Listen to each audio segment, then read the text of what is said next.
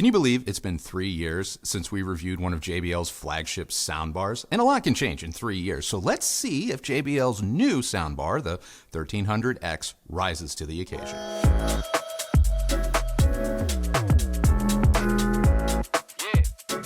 This is JBL's largest Dolby Atmos and DTS:X compatible soundbar, and the 1300X features truly wireless, battery-powered, detachable surround speakers, giving you an 11.1.4 surround sound speaker system with 1,170 watts of total power, 300 of which is used for the 12-inch wireless subwoofer. The battery-operated, Atmos-enabled surrounds use lithium-ion batteries that last up to 12 hours of playtime and can be recharged by simply connecting them back to the main bar.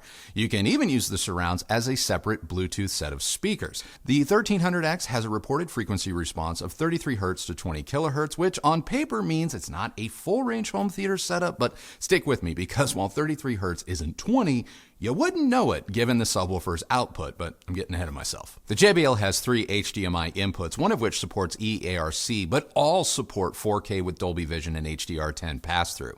As for HDMI 2.1, I don't believe you're getting that here, seeing as how I couldn't get 4K 120 to work when gaming using my PS5. I was able to get 4K 60 with HDR10 to work, but not 4K 120. That said, the bar did pass through 1440p at 120, just not 4K. Also missing is support for gaming features like ALLM and VRR. So for the best possible experience in this instance, you should connect your gaming console directly to your television. What you do get are some additional inputs, including an optical audio input, as well as USB and wireless options like Bluetooth, Wi-Fi, AirPlay, Alexa, and Chromecast. We tested this system in 2 different rooms. First, our primary bedroom, which is approximately 300 square feet, and second, our main room, which is 480 square feet and open on one side. I bring this up because in our bedroom, I found the JBL to be just a bit too much, especially with respect to the bass due to the sub's limited amount of control. In our main room, the JBL was a better fit, so if you have a room that is closer in size to, say, our bedroom, you may be better off with one of JBL's smaller soundbars like the Bar 1000 or Bar 700. And before you ask, no, we haven't heard those. Setting up the JBL is easy, especially if this isn't your first rodeo with a soundbar. We connected the main bar to our TCL XL TV using a high-speed HDMI cable to the JBL's eARC-enabled HDMI port. The subwoofer was placed to the left of our sofa, which is one of the places subwoofers perform their best in our room. Lastly, we placed each of the detachable surrounds to the side and just slightly behind our primary listening position. As for the rest, I connected the bar to our home's Wi-Fi network using the JBL app, and for Bluetooth streaming, I used my iPhone, which worked great. Time to pay some bills by thanking today's sponsor, KLIPSCH. Have you ever looked in the mirror and nervously thought, am I losing my hair? Well, you're not alone. After almost 10 years of watching my hairline recede, I decided to do something about it with KLIPSCH. The only thing I regret was not doing it sooner. Did you know that 2 out of 3 men will experience some form of hair loss by their mid-30s? It's true, but you can do something about it with KLIPSCH. You'll find everything you need to treat your thinning hair and even stimulate new hair growth without ever having to leave your home, visit a doctor, or even go to a pharmacy, thanks to KLIPSCH's subscription-based service. Hair loss stops with KLIPSCH. Why not try it for yourself? To get your special offer, go to KLIPSCH.com/Andrew Robinson. That's KLIPSCH.com/Andrew Robinson, or just click the link below. Now, back to the video. Back to JBL's One app. It's good, but not great. While the app identified the 1300X easily and allowed it to connect to our home network without a lot of fuss, the auto room calibration is... it doesn't seem to make any meaningful changes to the speaker's sound, but if you plan on detaching and using the surround channels, you still need to run it because it does appear to tackle distance and delay, and that is very important. Aside from that, the app does offer some limited EQ. Just know that if you click off the EQ, to A/B your results, re-engaging the EQ will not bring back your settings, and sadly, JBL only gives you an option to save a single preset that is not unique to the input. And if you forget to hit save and switch inputs, you're going to start over, baby. As for other manual adjustments, you are sort of limited, which could be an issue, especially when it comes to the subwoofer. You can dial up the volume of the surrounds from off to low, medium, and high, and the same is true for the amount of, say, Dolbiness. Yes, JBL refers to it as just Dolby. and you get low, medium, and high. The subwoofer, on the other hand, gives you 7 levels of attenuation, which sounds like a lot, but didn't quite allow for the level of adjustment we needed in our room. There were several instances where a half-step setting of 1.5 or 2.5 would have been really helpful. We found that anything over level 3 resulted in too much bass, with peaks exceeding 10 plus dB over reference. It's just something to keep in mind should you run into a similar situation. Now, when I measured the 1300X, it does okay. We've heard and measured better, but we've also seen a lot worse.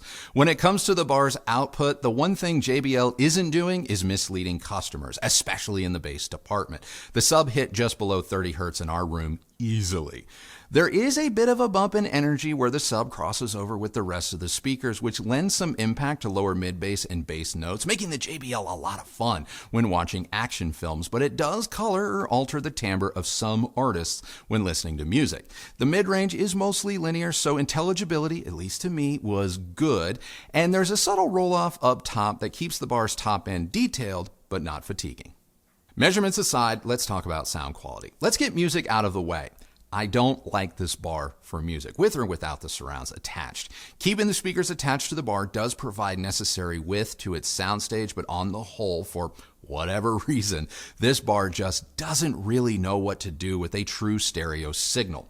Running through my list of demo tracks, I'm talking Moby's Everloving, Robin's Honey, Go Go Penguin, just about anything, and A Perfect Circle's The Noose, none of it sounded right. There is a hollow vagueness to all of it, like the sound was trying to emanate from behind our TV, or like I had put the whole damn bar inside a cabinet and then closed the doors. I could hear the music, even make out some lyrics, but the presence and definition top to bottom was muffled and just not very good. When it comes to music, I actually prefer the far cheaper and simpler JBL Bar 5. But switching gears to movies, especially Dolby Atmos encoded films like Six Underground or Avatar: The Way of Water, absolutely rocked. Avatar was so impressive. The 1300X was theater-like in its ability to immerse us in the action. With this bar's Dolby settings and surround set to high and the sub set to 3, the JBL held me in my chair for the entire film. With volume peaks hitting 100 dB easily, I never felt as if the JBL was having to work all that hard. Honestly, the biggest drawback to this system is the subwoofer's plastic cabinet construction. The low frequencies were often accompanied by some audible cabinet rattle, and in extreme cases, the woofer would just bottom out completely.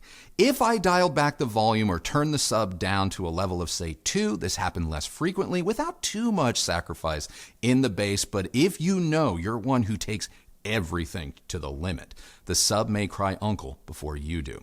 This is where having a greater level of adjustment to the subwoofer would have come in real handy. Now, while I found Dialog to be intelligible and clear, this bar doesn't have any way to adjust it manually. I suppose you could affect the vocal some using the EQ inside the app, just don't forget to save your settings. Highs were detailed and extended without coming across as shrill or worse, fatiguing. Have I heard greater top-end presence from a discrete speaker setup? Sure. But for a soundbar system, the JBL does pretty well when it comes to the treble. As for the surrounds, they were shockingly effective and in our tests never lost signal with the main bar. The JBL Bar 9 we reviewed 3 years ago, it couldn't stay connected with the surrounds even if you gave it a leash. The 1300X surrounds always worked, and even at distances, other bars like the LG S95 outright failed. Best of all, the upward firing drivers on both the surrounds and the bar itself worked wonders, allowing sound effects to travel up and overhead. As great as the Atmos movie experience was, and it was really good, this soundbar is getting returned because it doesn't outright upset our reference soundbar, the Samsung Q990B. The Samsung costs about the same, but it can do oh so much more. Their EQ is better, full stop. And if you own a compatible Samsung TV, you get Q Symphony and wireless Dolby Atmos. It also has support for gaming features like ALLM and VRR, and it sounds great with music. I love the truly wireless battery-operated surrounds of the JBL. I do, because one thing I hate about the 990B is having to place the surrounds close to an outlet, which, let's get real, it's not always easy to do. The JBL gives you nearly infinite placement flexibility, which is why it scores high on my list, but not high enough that I'm going to part ways with my Sammy. As for the Q990C, we haven't heard it yet, but if I had to guess, it's going to be as good as the 990B, if not maybe a little bit better. Other soundbars worth considering alongside the JBL include the Sennheiser Ambio. No, we still have not heard the Max, though I understand it to be the exact same bar. So the Ambio is still the best all-in-one, no additional surrounds or subwoofer required Dolby Atmos bar on the market. Prices have dropped, and while it still looks like a log sitting under your TV, there's no denying just how good it sounds. Now, the BOSE 600 or 900 soundbar with the optional bass module is likely to please you more music-first listeners and absolutely wow you with how good BOSE has gotten with their beam steering tech. The 900 and 600 can almost surround you without needing rear speakers. When it comes to design, both bars, they lead the pack. Bang & Olufsen's BioSound Stage is one of the best all-round soundbars in my opinion. Like the Ambio, the Stage is an all-in-one solution, and if I'm being honest, I'd rather look at it than the Ambio, even though the Ambio is better. The Stage has true Atmos support and playback similar to the JBL, but the JBL will do a better job at surrounding you, and you will have more bass. So, wrapping it all up, JBL's new 1300X 11.1.4 soundbar system is great for movies. And if you know you're going to use it exclusively for big budget action films like Avatar, it gets my blessing. But for any other use, be it stereo listening, hell, even gaming or non-Atmos surround sound playback, you can do better for the same money, if not less. So that's my review, but before we get out of here, what'd you think of it? Okay, well, let's just get a couple of the comparisons you left off out of the way. It's okay. It's not a big deal. But I did good. You did great. Okay. You did great. Okay. All right. Starting with the Sonos Arc, we haven't heard it, but I assure you, if an update ever comes, we'll buy one and tell you all about it, I promise. Yes. As for Nakamichi's new soundbar, at $3,500, the Dragon still isn't even available. Yeah. But they're still collecting your emails. As for their other bar, I think it's called the Shockwave. Shockwave, yeah. We haven't tested it, and no, it's not for a lack of trying. Yep. Now, the LG S95 bar, which you did briefly touch on, since it's newer, can you give people just a little bit more information? I mean, we tested that bar. We actually got sent 2 samples because we thought the first one was broken, and it turns out both of them operated and functioned exactly the same way in our home. So I don't believe the first one was broken. In my humble opinion, that bar is a dumpster fire. The surrounds did not stay connected. The subwoofer did not stay connected unless it was literally parked like right next to the bar. It had a real nasally quality to it, very chesty. I don't know what happened because typically, the prior 2 generations of that bar from LG, I've actually been pretty keen on. And in comparing even the measurements that I took of those older bars to the new one, something changed. And we did reach out to LG during that review to ask questions about like, hey, can you clue us in? And they were pretty tight-lipped about everything. I don't remember getting any sort of definitive answer. So the S95 from LG is a swing and a miss for me, and I do not recommend that bar. I 100% agree. Okay, now one that I'm a little bit surprised you left off was the Bowers & Wilkins Panorama 3. I personally think it's worth mentioning. Yeah. And especially it's because it's currently on sale for around $800. Really? Yeah. I'll put a link down below so you can go check That it out. thing's $800 now? Yeah, I mean, and again, it's at the time of filming. Oh, wow. It's on sale. Okay. And for Atmos, I thought it was awesome, but you can go ahead and fill it. Yeah, you know what? I kind of fall asleep on that bar, to be honest. Not because it's bad, but because I just kind of forget about it.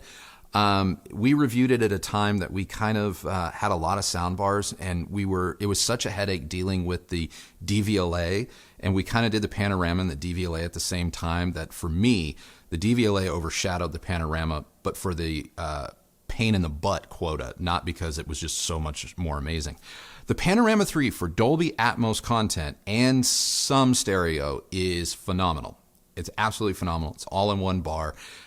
It smokes the 1300X, in my opinion, so long as you're okay with surround and overhead effects about 180 degrees. They come right up to the sides and overhead, but they won't go behind you. And that's true even if you have kind of 4 walls to really bounce the sound around.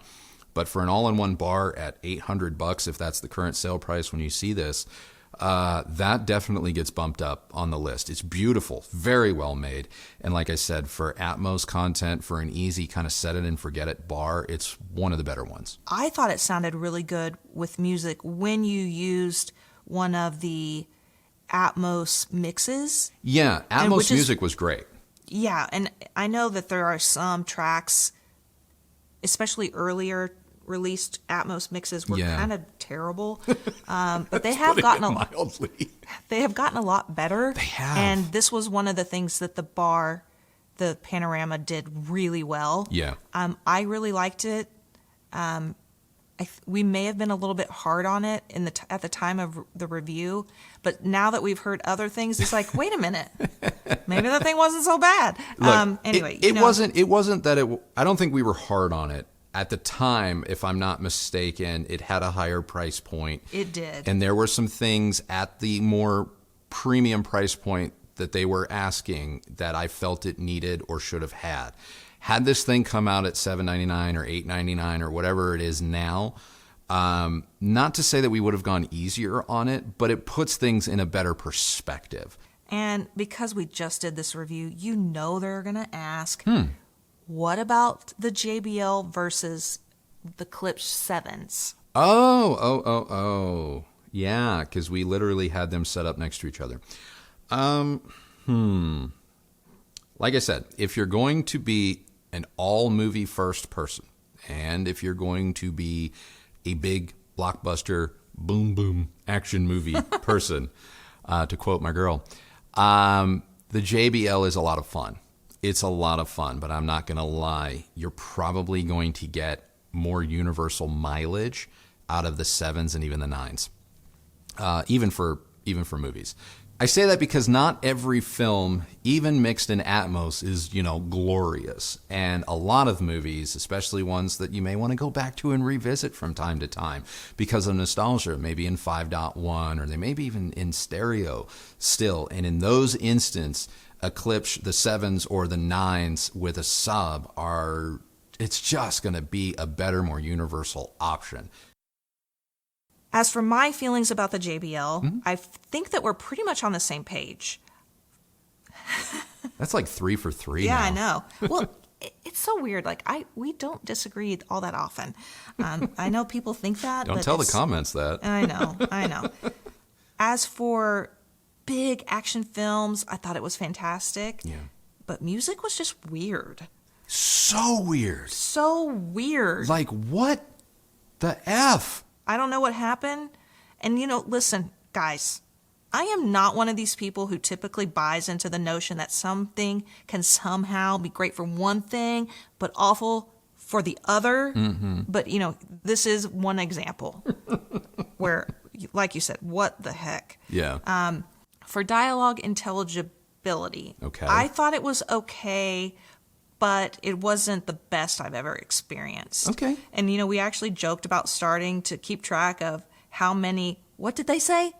Yeah, giving products a, what did they say, rating? Yeah, something gets for me as a reference point. And while I don't have a specific number of how many times I asked that, know that it was more than usual. It was a few times. You've definitely asked it more. But there have been products where you don't ask at all. Right. Yeah. So I would put it somewhere in the middle.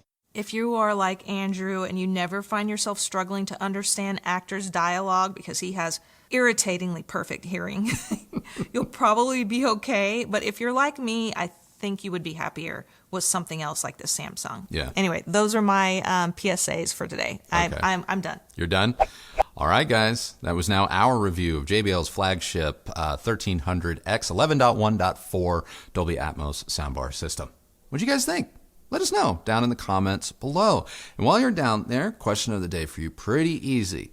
Who has the best 11.1.4, or I guess maybe there's some that are more like 9.1.4. Who makes the best all-encompassing soundbar solution on the market right now? let us know. Let's get a list going, because I have a feeling people are going to be looking for some recommendations. If you like this video, please do give it a thumbs up, like, and subscribe. Go ahead and ring that bell so that you're notified when new videos come out. If you use any of the links that Kristi left for you down below, know that that is a great way that you have continued to show your support for this channel and the work that we do here, and both of us thank you very much for doing that. And speaking of thanks, I'd like to thank this video's sponsor, Keeps. Remember to take advantage of your special offer. Go to keeps.com/Andrew Robinson. Again, that's keeps.com/Andrew Robinson. Thank you to Keeps for sponsoring this video, and that is it for us today. So remember, the only person who has to like the sound of your system is you. So happy listening, everybody. Thank you so much for watching. See you on the next video. Bye.